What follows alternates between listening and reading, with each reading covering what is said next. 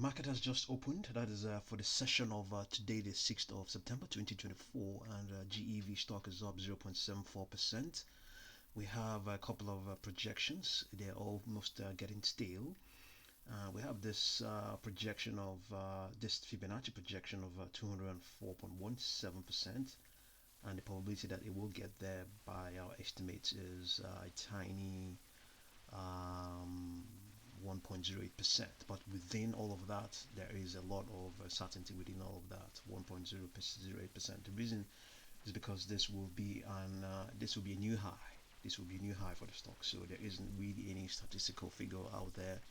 All we had to do is just go by that projection, and then we pick out standard 10-day 10-period moving averages below. Just scroll down and pick up rather reference the standard deviation, so the 10-period moving averages we have here, and that's how we just determine that sort of probability. It just brings it in from being nothing at all to just 1%, 1.08%. So naturally you would expect that to be the case, but in any case, the stock has been doing well of late, especially as of Wednesday the 4th of that's 2 days ago. So according to Investopedia, the key takeaways from what they are talking about in this piece, they're saying here GE Vernova stock rises. That was rose on that day as analysts deliver bullish call amid a surge in power demand. They're saying here that the shares rose on that day after received the buy rating from Jefferies, who said the company is well positioned to benefit from increasing demand for power. And analysts call the company a top 3 player in the industries it operates in, from wind to power and electricity. It said that the spike in demand for powerful facilities like data centers has made it a seller's market, which can boost GE Vernova's future earnings.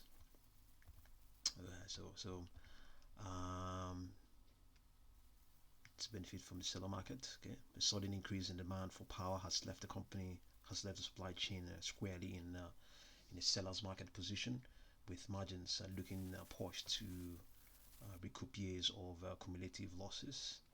The analyst wrote in a note published that's on 3rd of September. So in recent conversations with executives, the analyst said GE Vernova plans to prioritize the profitable parts of its wind business, as it's the only one of GE Vernova's 3 segments that has been unprofitable in its 2+ quarters as a public company. Yeah, so a lot of fundamentals out there for GE Vernova. Of late, market participants are quite positive about the company. It's just been in business since this year, a spin-off from General Electric. So as I pointed out earlier on, projection of $204.14. Okay, that's what we have on the 4-hour chart. Let's have a look at its 30-minute chart, maybe 3-hour chart. Let's have a look at its 3-hour chart and see what the projections are saying there. Okay, let's see 3-hour chart. Let's see. So we have here, let's see what we have. We have 204.14, same, pretty much similar to what we have on the 4-hour chart. So we have 200.67. It has actually printed such prices today, so the probability of it getting there definitely will be a healthy one, very healthy one. Okay, so let's have a look at its 2-hour chart and see what we are talking about here. Okay, on the 2-hour chart, let's see, there's a projection up here, 207.22. So just like that of 204, it hasn't printed has never really printed that sort of price, so the probability of it getting there wouldn't be very high. Hardly, it will be very insignificant, but within all of that, a lot can still happen. Okay, we have on the 1-hour chart, the most upper projection we have is just like the 2-hour chart, 207.22.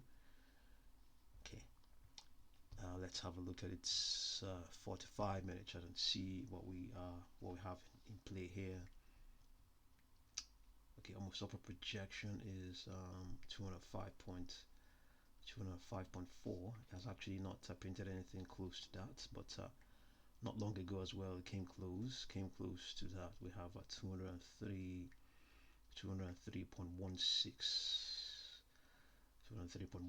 so the probability of it printing that again will be, let's see, just a simple computation will give us let's use 203.05, and we have a 10-period moving average of 196.27, standard deviation of 3.61. Just a very narrow data set. So we have 203.05,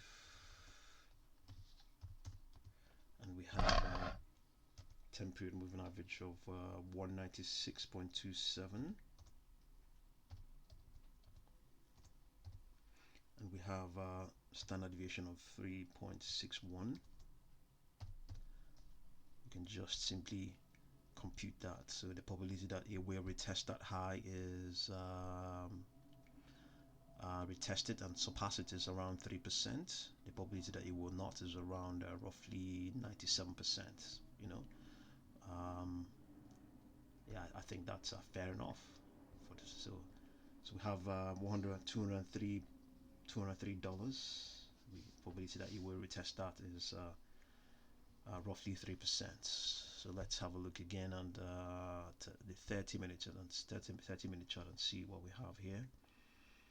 Okay, we have this high of 203.11. So yeah, it's pretty much like what we saw in the 45-minute chart, and the probability will still be very much like 3%. So, but we also have let's see whether we have, okay, 205, nothing higher than we have actually seen. We've seen 207. Let's look at the 15-minute and see whether we have anything higher. Okay, let's look at this. Look, have 205.40. We've seen higher prices. 203.1. That's the high has actually printed on this 15-minute chart. It could be there may be high highs maybe on this 15-minute chart. Let's see. Let's scroll back and see whether we has actually printed anything higher than what we have seen before. Let's see. Okay, no. So far, no. Okay, we don't need to bother ourselves that much. Let's just say that it is the highs that it has actually ever printed on this 15-minute chart will be $203. Yeah. So let's have a look at its 1-minute chart. We are 15 minutes into the session. Let's see.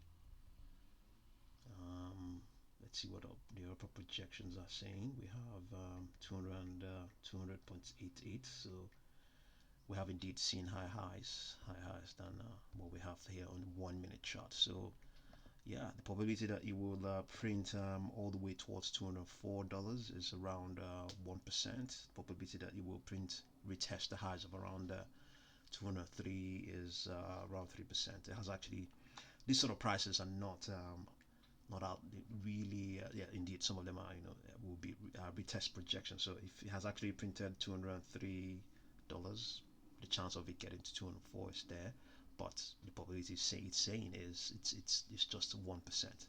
And I think it's just like I pointed out earlier on, the reason why it's 1% is that it has never actually gone there before. So that's how it works statistically, because it hasn't done before, it hasn't gotten there before.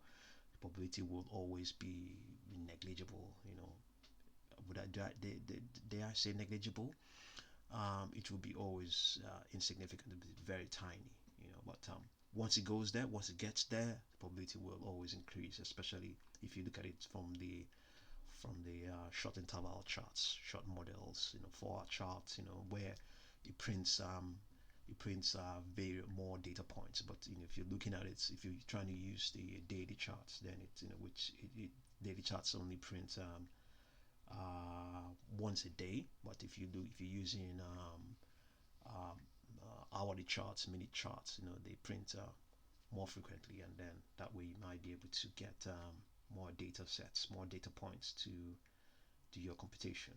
So yeah, we saw here, yes, 201 is a daily, is a high on a daily, a closing high, an all-time high on a daily chart is there 201.25, and obviously yeah, the probability might be a lot better than 3%. Yeah, but in any case, yeah, it's yeah, market participants are having a look at the stock. So see what you make of it, and I'll continue to update you. Thank you very much for watching this video.